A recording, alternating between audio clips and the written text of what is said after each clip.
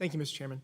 Today's discussion focuses on critical issues of transparency, market competition, and what can only be described as the swinging of the political pendulum in regulatory policy. The proxy advisory industry is effectively dominated by a foreign duopoly that controls approximately 97% of the market.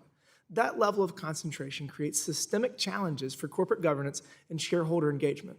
Since 2003, SEC rulemakings on proxy advisors have shifted significantly from one administration to the next, reflecting broader political and regulatory swings.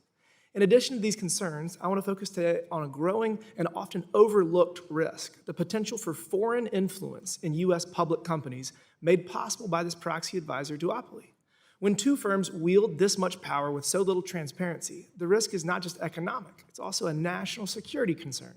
These firms frequently push ESG-driven proposals that may align more with left-leaning political agendas than with shareholder value or the long-term health of American businesses. Mr. Copeland, do proxy advisory firms have clients with ties to foreign governments, sovereign wealth funds, or politically motivated international organizations? And if so, how transparent is that relationship to the companies they influence? They have some relationship, right? I mean, the Norwegian Sovereign Wealth Fund, for instance, is very active in influencing this. You know, they dialogue, they colloquy with these proxy advisory firms. It's not very transparent, though, so it's hard to give definitive answers on exactly who might be influencing. Thank you for that. What are the current consequences of this lack of transparency and disclosure?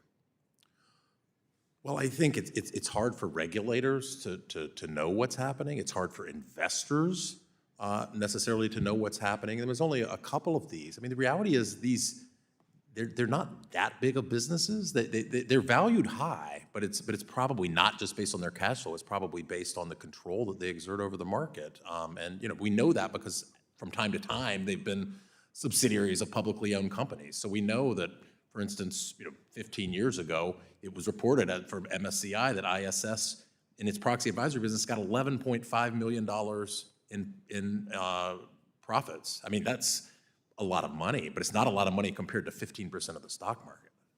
Thank you for that. I want to turn briefly to the business model of large proxy advisory firms and the conflicts of interest that result. Firms like ISS not only issue proxy recommendations, but also sell consulting services to the same companies they evaluate, including through their ESG corporate rating service. This creates a financial incentive to issue recommendations that could drive more business, raising serious concerns about the objectivity of their guidance. In addition, some proxy advisors are affiliated with advocacy organizations that actively promote specific shareholder proposals, often aligned with particular political or ideological agendas. When the same firms are both shaping and scoring these proposals, it becomes difficult to separate impartial analysis from activism. That is a problem for transparency, for market fairness, and for the long-term interests of American investors. Ms. Keel, could you walk us through an example of this conflict of interest in practice and discuss the negative consequences that result for both the corporation and everyday shareholders?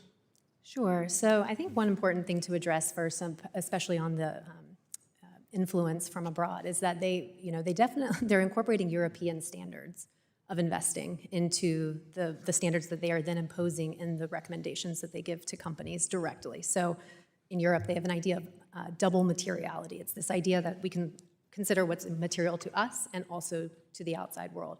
That's just not the standard in the US. So it is applying an entirely different investment theory, essentially, of materiality to US companies. And so from a conflicts perspective, companies are subscribing to the services that tell them to do this. And if they do not comply, the implicit threat is, we will vote against your directors. So they're stuck between this rock and a hard place. They have to hire them, and they have to do what they say. These are the same Europeans that shut down all of their nuclear power facilities because they were not clean and now buy dirty Russian oil. Interesting.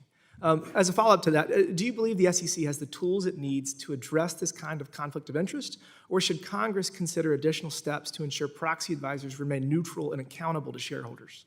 There definitely needs to be some sort of regulation at federal level would be great. They fought tooth and nail against some really common sense regulatory, oversight, which would have just simply had them, not make false and misleading statements. Right, and so that is what they were so against. So I think we need some explicit acknowledgement of the Thank you for that. The proxy advisory industry holds too much influence with too little accountability.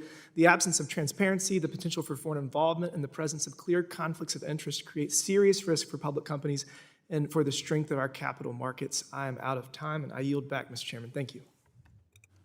The gentleman yields back.